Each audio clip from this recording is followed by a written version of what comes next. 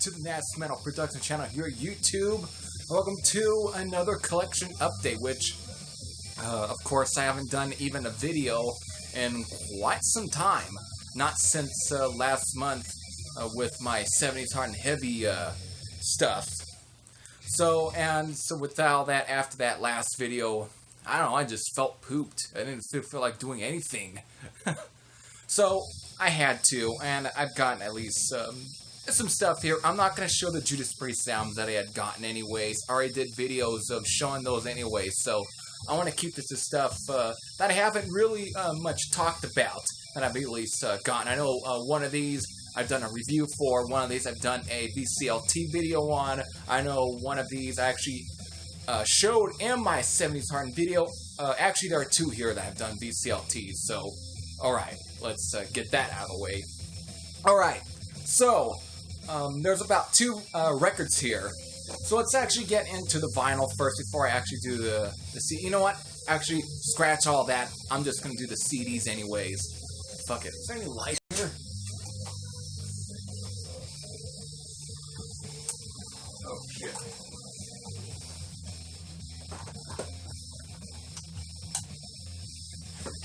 There's a lot of light here. This is great. Better. Alright. So, let me do the CDs anyways. This first CD I already showed in one of my 70s hard and heavy video, and I'll probably just link you to that anyways, which is probably here, there, anyways. I don't know. You're probably going to see it on top of you. This, of course, is Bow Wow with their debut. Is this music any loud? You already can see what the record's playing in the background anyways. Bow Wow, they're Japanese hard rock, heavy metal band from the 1970s. Their debut from 1976. Again, showed this already, talked about it. Just a really good album. That's all that has to be said. I know I'm still have to get some more Bow Wow. I've got those in my wish list. At least the ones that I really want to check out as much. But still, just a really good album. Really reissued on Rock Candy. Up there. There's a great cover shot. I recorded on my phone, actually, if you want to know why the picture quality is a lot more clear than my last camera. I think at the end I'm done showing these, I'll show you what the camera actually looked like. Anyways, still great, just a killer hard rock album. So, Bow Wow, their debut 1976 album. Excuse me. Alright, so next up here is, of course, this Bullet with Dust to Gold, their newest album. I already did a review on this one, so of course, you're going to see a link to that one anyways on top of here. Just a fucking great album. Of course, it's Bullet. You know what you're going to get from just quality Swedish heavy metal in the vein of, like, Crocus, Accept, AC/DC, and so on. Just great stuff. Great album. This is definitely, like I said in my review, very much probably their heaviest album here in a while. Their last one was heavy, but this one just seems to be a lot more heavier. Just straight up quality heavy metal from Sweden.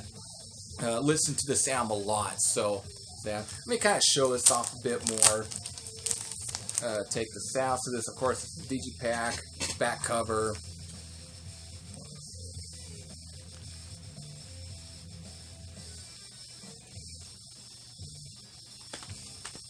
Great stuff.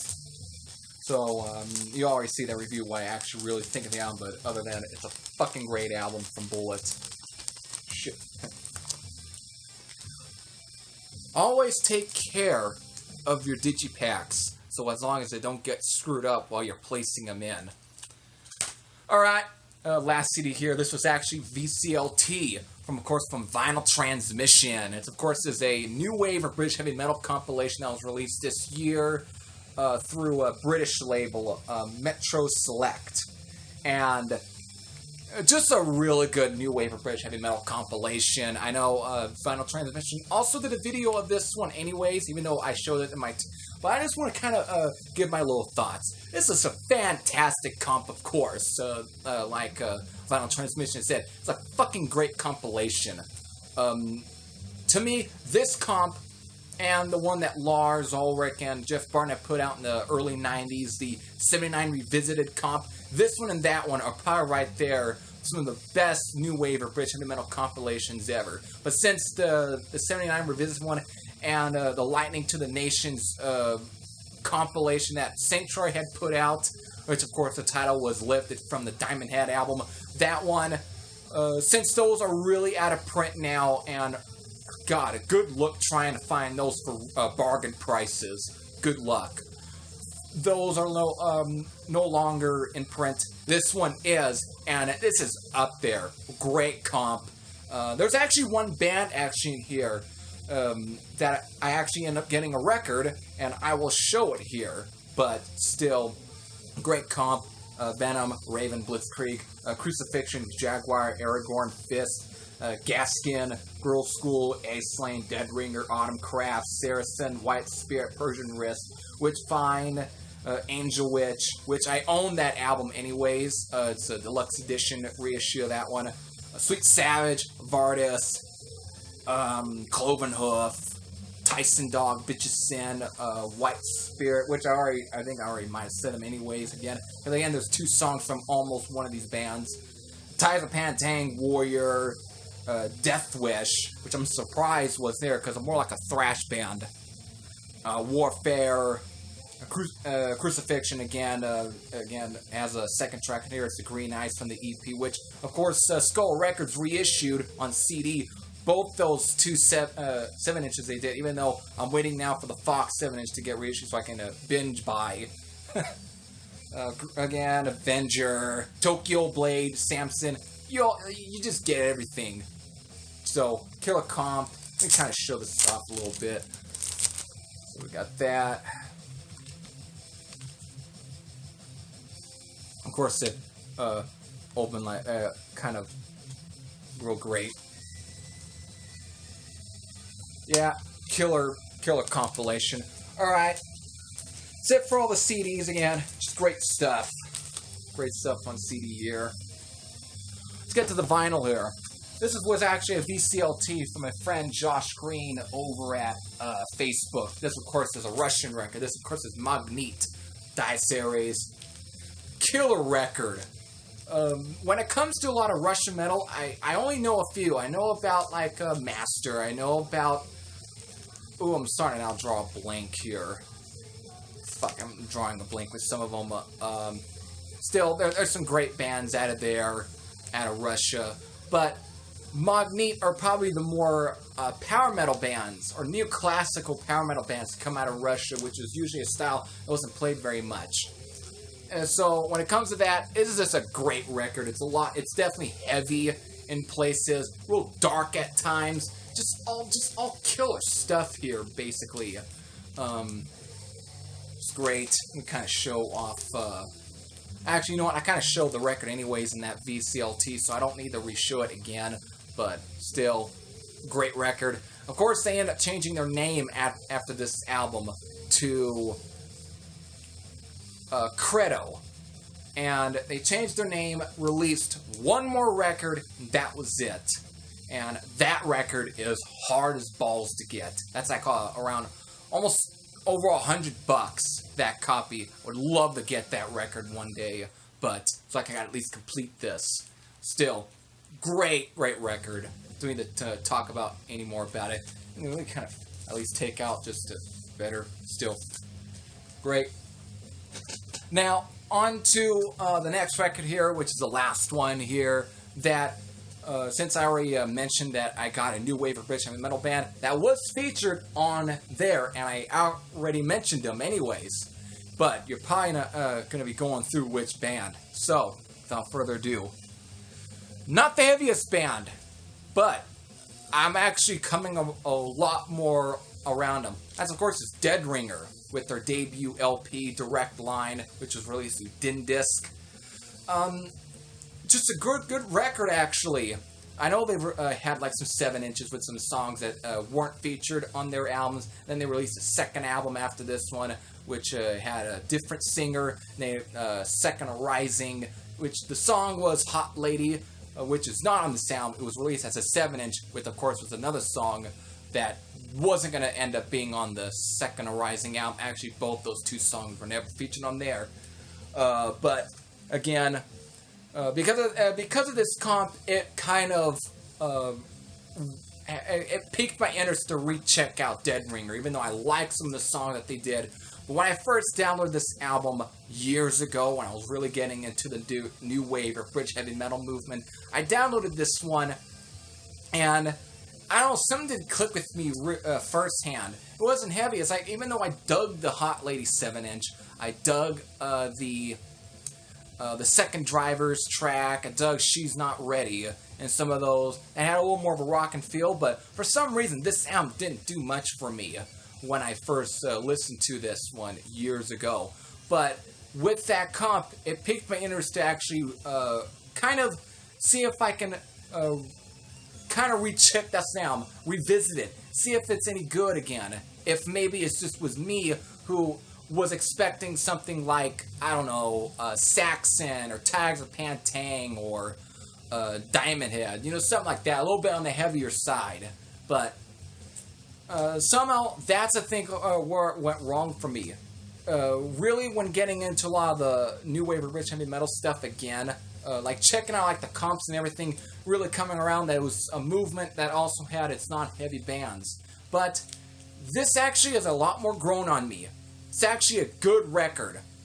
I think the one thing, again, it's basically the band's sound almost has a mainstream feel to it, especially on this record, since Real Fun Fact was actually produced by Mike Howlett, best known for producing, surprisingly, or funny actually, Flock of Seagulls. And even though it's definitely not a new wave record, it's definitely part of the more hard rock band or heavy kind of bands that at least he's done. But still, it doesn't have a new wavy sound at times. It's definitely, to me, is still very rude within that new wave or heavy metal sound, more of that comp sound, but still good though. Again, I don't know, I'm just really have been all over this record. It really clicked with me. Although there is at least some heaviness to it, I will say the First Class Tonight track probably has some of the heaviest parts of it. Again, though it's almost proggish, some of it almost has a bit of a Def Leppard sound. Think more of the earlier stuff. But again, even comparable to Def Leppard, even Def Leppard surprisingly came out heavier than Deadringer. But for some reason, when it comes to a lot of the melodic kind of stuff, this actually is pretty good. Again, it just has that new wave of British heavy metal sound in many ways, though. Even on the melodic side, it's actually done well. It's very boogie-ish, like Vardis almost. But still, it's a good record. I can't get over how overlooked this record I gave. I really, in some ways, overlooked some of it. And the second album I've re-listened to again, even though I like to at least have a copy of that one. I only listened to it like on the internet, Second Arising. And while it definitely replaced original singer J.J. Hoyle, though I kind of think that album is a little bit weak compared to this one. This is probably the best record here that they've done. Though their 7 inches are great. The lineup that recorded the Second Arising one, which of course was the Hot Lady 7-inch, that 7-inch I wished was the Second Arising album. I wish the Second Arising album at least had the same energy and same sort of passion as that Hot Lady 7-inch. Just the best thing with that lineup. But this lineup, mostly just the like the Sunday Driver 7-inch, the Maxine 7-inch, and of course this record, all good. But after this one, when they changed singers, it's like I think the quality almost ended up dropping a bit. It's like, even though the Hot Lady 7-inch is fucking great, very close to the just as good as this and the other 7-inch. Even the song Lucy that was released on that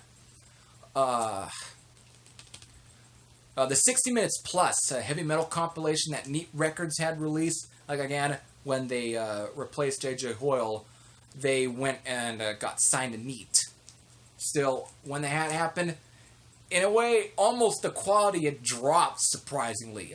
Even though this record, it's not heavy, but still, in some ways, very rocking in many ways that I just enjoy. Again, it was just, the writing I think was better here. But again, the second album's good. It's not like with Fist, where the Turn on the Hill on full length that was released through MCA was good, but then when they got signed to Neat and replaced their singer with the guy from Hollow Ground, what is it, Glenn Coates, of course, released the Back with a Vengeance record. That record's fucking great. Of course, I love the Turn on the Hill on record, but again, there's just something so fucking great about that Back with a Vengeance record that just, again, screams to me new wave of British heavy metal, like the comp stuff. Here, it's the opposite. Their almost mainstream sounding record is actually the best record, but the one after A Second Arising isn't almost as good, even though it's a good record, not nearly as great. So, yeah, wrap your hand around that one. Alright, I talked about a lot. I talked a bit just on that. Anyways, that record just ended. That means this video ended. And I'm forgetting that I actually want to at least show you the camera of what I've been recording before going with the quality of my camera. See how it turns out. Here.